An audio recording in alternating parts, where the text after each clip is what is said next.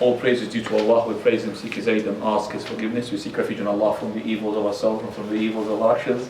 Whomsoever Allah guides and can misguide, and whomsoever Allah misguides and can guide. I bear witness that there is none worthy of worship except for Allah alone, I be no partner. And I bear witness that Muhammad is a slave and His messenger. Amma ba'd. To proceed, very the best of talks beyond any doubt is the book of Allah, the Qur'an, and the best of guidance is the guidance of His messenger Muhammad. May peace and blessings be upon him. And very the most evil of all matters are the ones innovated, for every newly innovated matter is an innovation, and every innovation is a misguidance, and every misguidance will lead to the hellfire. Just to, first of all, to know that, have we talked about the month of Shabaan last week, 2 weeks ago? No. So before we start talking about Ramadan, we need to talk about the month of Shabaan. And the Prophet ﷺ, according to Aisha, she used to say that the Prophet of Allah had never completed a fast in a month except the month of Ramadan. And we used to fast to the extent that we used to say that he does not break his fast. And he used to break his fast to the extent we say that he doesn't fast. So he's in between, fasting a lot and not fasting. And the only month he completed is the month of Ramadan. But there's a narration in Sahih al-Bukhari and Muslim, which is on the authority of Aisha, and another narration on the authority of Salam, which is in another, not the Bukhari, which are both to be authentic. Where the Prophet ﷺ, she said, وَكَانَ يَصُومُ شَعْبَانَ كُلَّهُ, and he used to fast all the month of Shabaan. Now we need to understand, how can it be that if the Prophet of Allah, he fasts only Ramadan as the whole of it, so how can he, Aisha radiallahu anha, she says that he used to fast also Shabaan, all of it. Here, all of it, there is another narration which explains it. إِلَّا قَلِيلًا, that is, except for few. I mean, some of the days he breaks them off. And those are the days which the Prophet of Allah himself, he said, don't pray them except if it's obligatory, like the Saturday. Saturday, you're only allowed to fast it if it's obligatory. So the month of Shabaan, the Prophet of Allah used to increase in the fast of it so much, he almost completes it. Even sometimes, as Salama, she said, يَصِلُهُ بِرَمَضَانِ, he would join it to Ramadan because he fasts a lot in Shabaan. And the Prophet ﷺ, at the same time, he told us, if the Shabaan reaches the middle of it, don't fast. So the other half of Shabaan, you're not supposed to fast. So how can I fast as much as I can, yet I'm not able to fast after the mid of Shabaan? And how can I not fast after the day of Shabaan, yet the Prophet of Allah used to fast a lot? It's here we say that the Prophet ﷺ, he told the people who do not fast, habitual fast, then you stop at the midday of Shabaan. That's the last day that you should really fast. After that, it's only the people who can carry on, those who have a habitual fast. They fast, for example, every Monday and Thursday, or they fast a day and they break the following day, or they fast 3 days of the month. Those who can carry on. Also, those people who has a obligatory fast, which they have missed from the previous Ramadan, or they made a vow, or they're expiating an oath, those have to fast 3 days. If they don't have the means to feed 10 people or clothe them, then they have to fast. And that fast, it doesn't matter if it is in the other half of the month of Shabaan. And this prohibition goes to re-emphasize in the last 2 days before Ramadan. That is the last day, which is the 30th of Shabaan and the 29th of Shabaan. So don't precede or don't preempt Ramadan by 1 or 2 days, as the Prophet said, except if it's a habitual fast or an obligatory fast that you need to compensate. For verily, the last day is called the day of the doubt. And Abu Ammar ibn Yasir radiallahu anhu, he said, he who fasts the day of the doubt, he had disobeyed Abu al-Qasim, that is Muhammad sallallahu alayhi wa sallam. So don't do it as a precautionary measure to fast the last day, which happens to be the 30th of Shabaan. It could be the 1st of Ramadan, saying, well, maybe it's the 1st of Ramadan, let me just to be the safe side to fast that day. That is not allowed. But if it happens to be a habitual fast, your Monday and Thursday falls onto the 30th of Shabaan, you fast that day, no problem, inshallah. The month of Shabaan is a great month. And it's a month that the people, they don't pay attention to for a number of reasons. Reason number one, it passes quickly. Because the Prophet ﷺ, the Arabs, before we start, the Arabs used to call this month Ajalan. Ajalan means the quick one. Now today we are on the 13th day of Shabaan, believe it or not. We just started the month and almost finished it. I'm going to say to Ramadan. In the month of Ajalan. Shabaan also from Sha'ab. And Al-Qaba'il كانت تتشعب. The tribes used to leave after the month of Shabaan to go and fight, because they're not really allowed to fight in the month of the sacred month, which is Rajab. So as soon as Rajab finishes, they start to make the offensive fights. So this is called Sha'ab, تشعبت القبائل. Also, Sha'ban means Sha'aba means farraqa, means to separate. And it separates between 2 months. That is the month of Rajab, which is a sacred month, and the month of Ramadan, which is the best of all months. So it is to Sha'ab. And that is why the Prophet ﷺ, because of the people that don't pay attention to that month, he used to fast a lot in this month, to make sure that there is a ibadah in this month. Prophet of Allah, he said to Usama, this is the month where the people they don't pay attention to. It is between Rajab and between Ramadan. And the deeds are lifted up. And they're lifted up in a way which is more than the lifting that takes place every Monday and Thursday. You know for a fact, our deeds are lifted up every Monday and a Thursday. And Allah would take the deeds on those days. And He would look at the deeds of the people. But in the month of Shabaan, there is something called lifting plus. It's more than the lifting which happens in the Monday and the Thursday. It's lifting plus. And that is why the Prophet of Allah, he increases in the ibadah. And not only that, he says, I dislike for my deeds to be lifted up while I'm not fasting. And that is why he wants his deeds to be lifted up while he's fasting. So this is for us as well to learn, fasting in the month of Shabaan, in order that when our deeds is lifted up, it will be lifted up accompanied with what? With a fast. Also the Prophet ﷺ is telling us that this month of Shabaan is like a voluntary fast before Ramadan. Every important ibadah in Islam has a voluntary that either precedes it or follows it, or it could be both. The prayer, for example, it has a sunnah before and a sunnah after. Some of the prayers, they have sunnah before and sunnah after. All the prayers, they have sunnah before and sunnah after, except for Fajr. Dhuhr, sunnah before and sunnah after. Asr, sunnah before and sunnah after. People, they don't know there's a sunnah after Asr as well. Maghrib is sunnah before and sunnah after. Isha, sunnah before and sunnah after. Fajr is only sunnah before. There's no sunnah after. Those voluntary prayer happens to be there as a blessing of Allah to shield, to protect your obligatory. Because the person is a human being, son of Adam. His iman goes up and down. In the time when the iman goes down, and in the time of the person when he slips, then if he's got the supererogatory, the voluntary surrounding his obligatory, then he will slip into not making the voluntary. He will bite into his voluntary. But if he hasn't got a voluntary to protect his obligatory, then if he, the time of his laziness and the time when he slips, he might bite into his what? Obligatory. That is, it is known from the people that when the person does not pray his sunnah, if he's lazy, he will not pray the Dhuhr. Okay? But if he's got sunnah before, sunnah after, if he's lazy, he might not pray the what? The sunnah, but he will pray the what? The fard. So that is why we have Sha'ban as like the sunnah for Ramadan. And Shawwal that comes after Ramadan is the sunnah for what? For Ramadan. And this is why the Prophet of Allah is to increase in the fasting of the days of Sha'ban. And also, the Prophet ﷺ, he used to be kind with his wives. His wives, they used to have days from Ramadan because they are women. The women, they break their fast because of the menses and the period and so on and so forth. So Aisha used to say, because we had some days from Ramadan, and because we are preoccupied by the situation of the Prophet of Allah, that means we can't fast straight away to compensate. The only opportunity happens to take place for us in order to compensate for those days is in the following Sha'ban. That means 10 months later. You know, the Prophet of Allah sometimes is in war, sometimes is in delegation, sometimes he's got guests, sometimes he's traveling. And that is why the women, the wives, are the same thing like him. They are in war, they are in delegation, they are traveling. So they can't really compensate. Because they do compensate in the month of Sha'ban, and they may not delay it in the following Ramadan. They have to do it before Ramadan. So the Prophet of Allah here, being kind to participate with his wives to help them to compensate for the missed days. And finally, Ibn al-Qayyim rahimahullah says regarding this issue, that the Prophet of Allah, sometimes he misses fasting the 3 days of a month. For that sake, he gathers those 3 days and he put them where? In Sha'ban. And that is why we find the Prophet of Allah fasting most of what? Sha'ban. And that is why he almost fasts all of it. But we don't say he fasts all of it.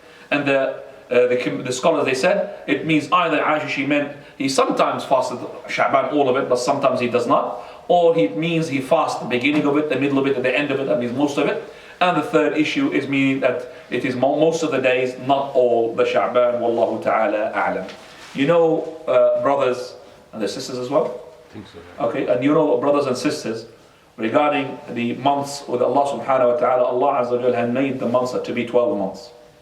And the ones who made the month Muharram is to be number 1 is Umar al-Khattab along with the companions. For verily, the month Muharram was not number 1 at the beginning. The companions were saying that let's make Ramadan number 1. Some of them, let's make Rabi' al-Awwal number 1. And when they wanted to make the date, the Islamic date, which is now we are in 1436, they wanted to make the date at the beginning, they were differing. So we make it, for example, the Gregorian date, the Romans, and they make it the Persian, the ones who are the fire worshippers, and then they said, no, we'll make it the Islamic date, and we'll start with the date that belongs to the Prophet ﷺ. Again, they had a difference among themselves. Is it going to be the date of the birth, or the date of the revelation of the Prophet of Allah, or the date of the migration, or the date of the death? As for the date of the birth, the companions were not sure when was the Prophet ﷺ was born. Was he born in the year of the elephant? Was he before or after? They're not sure the month that he was born. They're not sure which date. Is it the 12th? Like, you know, they know which day. It's Monday. But yet we find people now, they are more sure than the companions which date. True or not? There are more people that are more sure than the companion. The companion didn't know exactly, but these people, they know more. They got the 12th of Rabi' al-Awwal, where the companions, if they knew exactly, they would have made the date of the birth of the Prophet of Allah to be what? The number 1. That is the date of the birth, it will be Rabi' al-Awwal. Rabi' al-Awwal will be number 1 in the Islamic calendar. But they didn't know. So they left it. The date of the revelation, they didn't know which day exactly, which year was it was. They didn't know exactly. Because it's not a lot of, yet there's not a lot of Muslim people yet. So when he received the revelation, there was no Muslim except for the Prophet of Allah. And then embraces Islam, Allah said, then the date of the death and the date of the migration. The date of the death, they know it. But if they said the date of the death is going to be the beginning of the year, they will remind the people of the death of the Prophet. Well, they start crying, grief and sorrow will be revived. So they forgot about the date of the death. Left with the date of migration. Most of the companions either migrated or they have received migration, which is the inhabitants of Medina. So they know the date. They know that the Bay'at al-Aqaba al-Thaniyah, which is the pledge, that when the companions from Medina traveled to Mecca during the Hajj season, in the month of Dhul Hijjah, to perform their Hajj, 72 men, they have given the pledge to the Prophet of Allah, which they call it the pledge of war, or the pledge of the Aqaba al-Thaniyah. They given the pledge to the Prophet of Allah, that is, you could come to us to Medina and migrate there and we'll give you support. So that happens in the month of Dhul Hijjah. And the first month after the month of Dhul Hijjah is the month of what? Muharram. So the first crescent was indicating the beginning of the intention of the hijrah, the migration. But the hijrah of the Prophet of Allah was in Rabi' al-Awwal. It was not in the month of Muharram. But the intention was made already to make the hijrah straight after the Hijjah, which precedes that. So that is why they made the month of Muharram to be number 1. For this reason, and also they said, people are coming back from Hajj. And when the person comes back from Hajj, and he does a Hajj, which is a Hajj that is Mabrur, what is the reward for that? Reward for that, that is like you are being given birth, is your newly born baby. So when you are newly born baby, you want now to make a birthday for you, huh? So the first month becomes what? Muharram for you. So that you have new baby. So you start now numbering from the following month, after the Hijjah, which is the month of what? Of Muharram. So the month of Muharram became the date for the Islam, and the number 1. Also, if you notice that Muharram is a sacred month, where the deeds are multiplied. So you start your year with a, mashallah, good deeds. And the year ends up with Dhul Hijjah, which is a sacred month. So this is why they made Muharram as well, to start your year with a good deed, and to end up your year with what? With a good deed. And that is why it was a good choice. And they had the consensus. Uthman, Ali, Umar, and all the rest of the companions, they made consensus that Muharram, that is the year of the Hijrah, the intention of the Hijrah to be number 1. So they started taking themselves, that is Muharram number 1, that is the first year of the Hijrah, and that is the Islamic date. And the consensus of companions is to be infallible. Just like the Prophet of Allah is mistakeless, the companions, when they make agreement, they are mistakeless. So you're not allowed now to make Ramadan number 1. Muharram is to be number 1. You're not allowed to change the Hijri date. Instead of Hijri, you make it the birth, you make it the death. No, it has to be the same as Islam. So when I ask you, what is the date today? Don't say to me Gregorian or Islamic. When I ask you the question, what is the date? It means Islamic. We don't have something that's called Gregorian. We have the Islamic date. But unfortunately, I'm sure that if I ask, and I don't want to embarrass anybody, like I've embarrassed some of the people in my classes, if I ask them what is the date, he will struggle. Okay, I will challenge, you know. I'll give £10 for the person who tells me his date of birth in Islamic. Yalla. £10. Yalla, تفضل يا أخي. 1413 17/5. صحيح؟ أعطيني الإنجليزي. 2090. أنت سعودي؟ اي نعم. Excluding the Saudi Arabia. Pick the wrong person. Wrong person.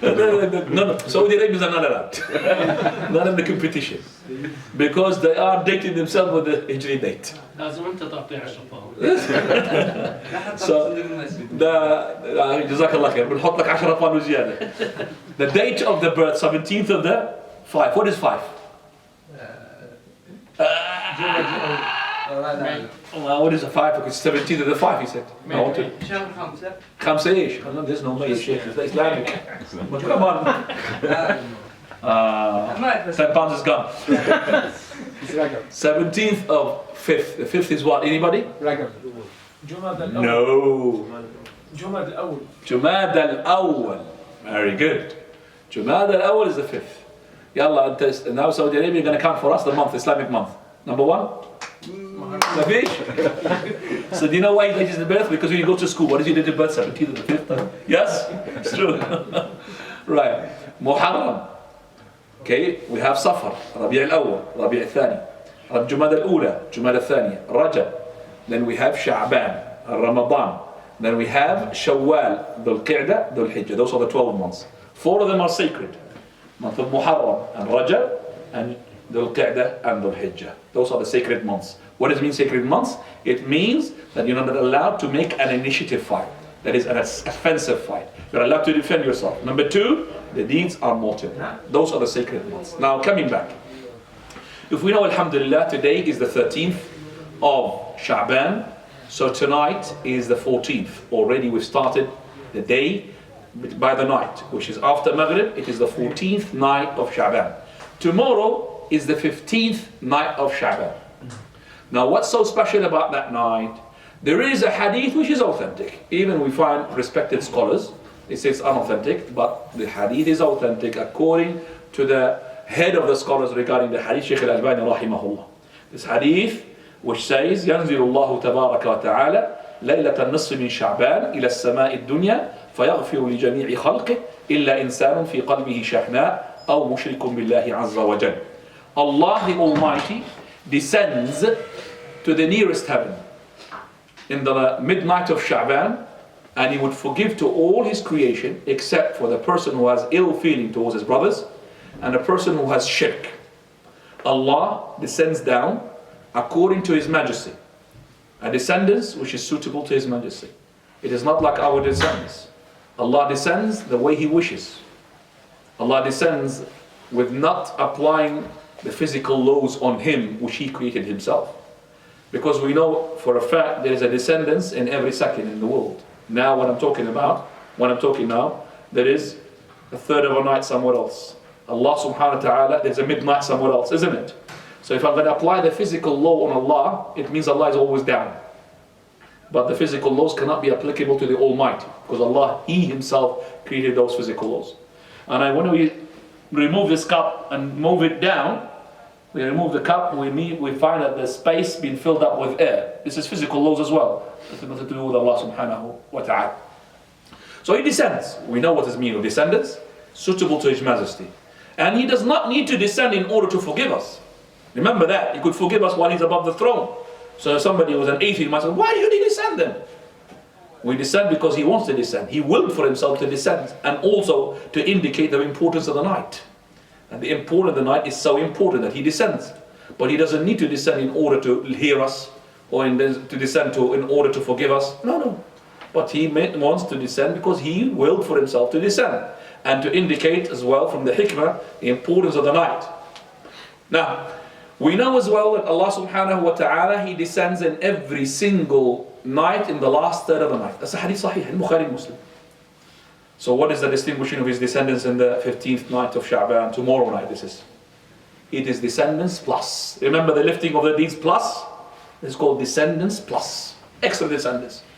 I'm not saying descendants extra means going down more, but means plus, and is with more barakah. More barakah into it. Allah subhanahu wa ta'ala is going to bless us more. What do I need to do in the 15th night of Shabaan in order to get that forgiveness? Nothing. Nothing. I don't need to go and decorate my masjid with ribbon and flashing lights. I don't need to call that night Shabarat night. Shabarat night. Shabarat. Shabarat. What's that? Shabarat. Shabarat. Shabarat. Okay, this is the last version now. Are you sure? Shabarat. We don't have to claim that night is Shabarat night. We don't need to make the night as well by, as I said, making a special food, or making a qiyam in that night, which is tomorrow night, or making a siyam, fasting on the following day. We don't need to do anything. All I have to do, make sure I have no dispute with my brothers. So if I got a dispute with a brother, especially if he's a relative of yours, and especially if he's a close relative like a father and a mother, God forbid, how can you break your ties with your father and your mother? It's impossible. It's not really good for a Muslim, even they are disbelievers. You should have all the time ties with them. So, pick up the phone before tomorrow night and settle your dispute. And never ever say, oh, what is my pride here? Rather, forget about your pride. This is Jannah. And you need of Jannah or you want hellfire? It's Jannah you want. So the Jannah needs forgiveness. If I can get the forgiveness just simply by a phone call, I forget about my pride. I'll just give a phone call and say salam alaikum. If he doesn't want to listen to you, doesn't want to talk to you, it's up to him. Then alhamdulillah, you've done your part and you will be included in the forgiveness. Number two, don't have shirk. And shirk can come in any form. It comes in lots of forms. Like for example, riyah. Some people come to the prayer, just like some of us now, come to the prayer, and in the prayer they are actually want to be showing off. Or they want to, for example, they're scared of their father, that's why they come into the masjid. Or maybe because they are socially, they will be told off. Or maybe because his business partner, he prays, he has to pray with him. So all of that is not really sincere to Allah subhanahu wa ta'ala. You want to make your prayer only for Allah Azza wa Jalla. Don't make the shirk invalidate and violate your prayers and ibadah. So the shirk is not forgivable. Right, so if it is the case, I just make sure no ill feelings between me and my brother. And number two, I also make sure that there is no shirk. And after that, alhamdulillah. Allah subhanahu wa ta'ala made the love between the brothers is very important. He said, وَالَّذِي نَفْسِ بِيَدِهِ, the Prophet ﷺ, by the one in whose hand is my soul. لَا تَدْخُلُوا الْجَنَّةَ حَتَّى تُؤْمِنُوا. You will not enter paradise until you believe. Okay, that's understandable. وَلَن تُؤْمِنُوا حَتَّى تَحَابُوا. Look at that. But you will not gain belief until you what? Will love one another. So in order to get Jannah, I need to have Iman. And in order to have Iman, I have to love one brother, another brother. So I can't have the Iman except by loving my brother. And love to my brother what I love for myself from the good. لا يؤمن أحدكم حتى يحب لأخيه ما يحب لنفسه من الخير. So I have to love to my brother what I love for myself from the good, not from the evil. So if I'm a person who drinks alcohol, then I can't really enter paradise until I love my brother to myself. So I love to him, inshallah, to drink like I drink. No, it doesn't mean that. I love to my brother from the good, from the khayr, not from the evil. And if I want to make this love between me and brother, I have to make the salam. قال رسول الله صلى الله عليه وسلم والذي نفسي بيده لن تدخلوا الجنة حتى تؤمنوا ولن تؤمنوا حتى تحابوا ألا أدلكم على شيء إذا فعلتموه تحاببتم أفشوا السلام. And if the person wants to spread this love and the love between the brothers, then the best way of doing it in the simplest way is to do what? As-salam. As-salamu alaykum. So as-salamu alaykum is the key for love. So if you have a grudge or an ill feeling or whatever malice, dispute, quarrel between you and a brother, settle it down now. Let's say as-salamu alaykum. And you say the salam in a way which is not really a way that is not audible, and also it is not a salam which is being, half of it is being bitten. Salam, no, as-salamu alaykum. So, and also not in a way to scare the brother. So you come to him and you're joking, salam alaykum, and the person is jumping. Actually, you don't want to make him salam, so you scare him off. That's not the salam. The salam is peace be upon you. Assalamu alaikum. The person replies wa alaikum assalam, or better wa alaikum assalam wa rahmatullah. He says to you, Assalamu alaikum wa rahmatullah. Say to him, Wa alaikum assalam wa rahmatullah. Or better, Wa alaikum assalam wa rahmatullahi wa barakatuh. He says to you, Assalamu alaikum wa rahmatullahi wa barakatuh. You reply, Wa alaikum assalam wa rahmatullahi wa barakatuh. Better, wa maghfiratuh. So this is the end. So this is how I make the salam, and this is how I get the reply of the salam, and this is how the love would spread. Wallahi, saying the salam is a lot better than replying the salam. Listen to me. The Prophet ﷺ, he said to a person who's coming, Assalamu alaikum. He said 10 hasana. Another person came in, he said, Assalamu alaikum wa rahmatullah. He said what? 20 hasana. The third one, he said, Assalamu alaikum wa rahmatullahi wa barakatuh. How many hasana? 30 hasana. Now, if I say to you, Assalamu alaikum, and you said to me, Wa alaikum assalam wa rahmatullah, how much hasana did you get when you said, Wa alaikum assalam wa rahmatullah? 20. How much did I get when I said, Assalamu alaikum? 30. Why? Because you caused him. Because I started the salam, I get your reward as well. I am the initiative. I initiated the salam, you're going to reply, I'm going to get your hasanat as well. You're going to duplicate, you're going to get your hasanat, but I'm going to get the same as well. Because I made you say, Wa alaikum assalam wa rahmatullah. So I'm going to get the 20, plus my 10 is 30. And that is why Abdullah ibn Umar, he goes with a partner of his, all the way to the market, just to the market. And he goes, Salamu alaikum, Salamu alaikum, Salamu alaikum, to every person who is buying and selling. And the market, why is the market? The market with lots of people. But if the market's got fitna and women, no brother, don't go there. If it's got fitna and women, please, and brother, I'm going to the market and say salam. No. But Salamu alaikum, you need people to say it, isn't it? You can't just sit in the house and say to yourself, Salamu alaikum, wa alaikum salam. You can't say that. So you need people. The best thing is to go to the market. Salamu alaikum, salam. So his partner, the person, the following day, why do you want to go to the market? You're not making a transaction, you're not buying, you're not selling, so why go to the salam? He said, you with the belly, it's called a button, it's called a sticky belly. You with the button, we say salam. That's why we go to the market. We're saying the salam, we're getting the reward. And that is why we want to go there. So we go there to get the salam. So salamu alaikum, people, they tend to really not to give it a lot of consideration. This is way of spreading the love.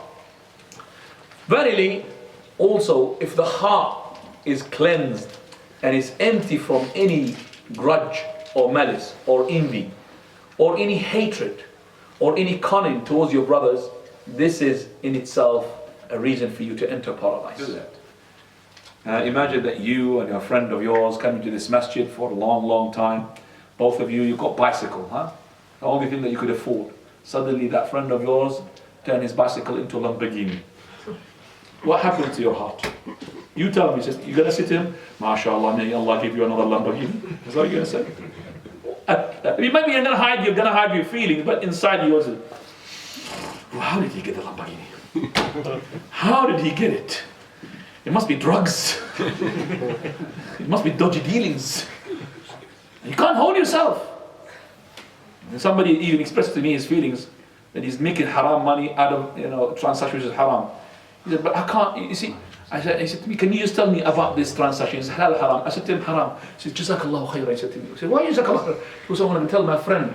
I said, you're telling your friend, Jazakallah khair, to tell him to advise him that he should stop the haram. Tell me the truth. Or is it because you don't want to make him to make a lot of profit? He said, truly, I don't want him to make a lot of profit. I'm jealous.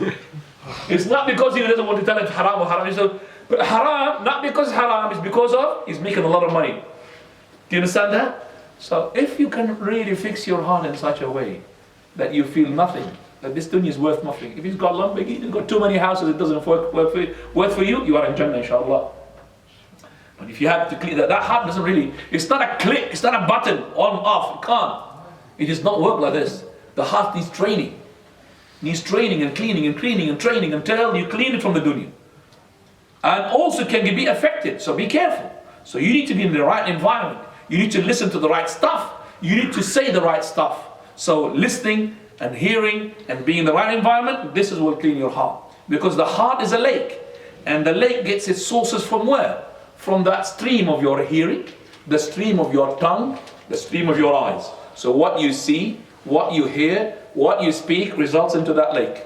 If you speak filth, you hear filth, you see filth, you're going to get a filthy lake. If you see good, and you hear good, and you speak good, you're going to have a healthy lake. Nice, pure water in there. So that is the heart. So it's not really simply, I'm going to go out of that masjid and make a heart my clean. There's no such thing. Oh, go to the good doctor, make me a surgery, please. Cut off my heart and take the flesh which is to do the shaitan. This is only for the Prophet. Prophet ﷺ, the angels cut off his chest, took off his heart, they opened it, split it open, they cleaned it in the Zamzam water in a golden dish while the Prophet is looking. There's an open heart surgery while he's looking. And they took that flesh, which is the lump, black one, this is the trace of shaitan, and they took it out. And then they sealed his heart back again, and they filled it up with wisdom, and then they put it back. And this is only for the Prophet ﷺ. I can't do that with my surgeon. So go, please brother, can you just take my heart off and clean it? So I need to train it. I need to come to the masjid, I need to listen to the staff, I need to sit down, make myself patient, when I listen to the talk. There's a shaitan there with the chisel, and you're, come on, get up. Come on, you're tired, come on, get up. But there is a massage from the shaitan when there is a mega sale. In the mega sale, you could stand up all day waiting. Why? Because this TV screen there has gone down the price from 2,000 to 500. You don't mind camping the night before because there's a shaitan massaging your leg. Don't worry, stay there. But here, chisel, thrown up, and the Taraweeh prayer. Come on, fight. Taraweeh prayer, if the Imam is too much, Imam, too much. You know why? Because too much food in for stomach. Too much food. Person is that in Ramadan, mashallah, some of the people, mashallah, the weight drops. But some people, the weight goes up. Why is it? Because he can't stop eating. From the mashallah, Maghrib until Fajr. What's this? And when he comes to the prayer, and then he's about to fall on his face. Like this brother, a friend of mine, is wallahi, this person, he fell on his face in front of me. Because too much food. It's too much food. So the brother, the Ramadan is enough for you for morsels, a few morsels to fill up. 1/3. How do I know my third? Stop when you are in need of more food. Stop. So say, I'm going to have more. But you want to eat. Stop. That's your third. You start eating, you're going to fill up another third. And that third is for your drink. And then you start eating, you're going to get another third, which is for your breath. So if you've got the third of the drink and the third of the breath and the third of the food being occupied, you're going to be breathless. Now, try yourself, go up the stairs and you start thinking, brother, you're not healthy.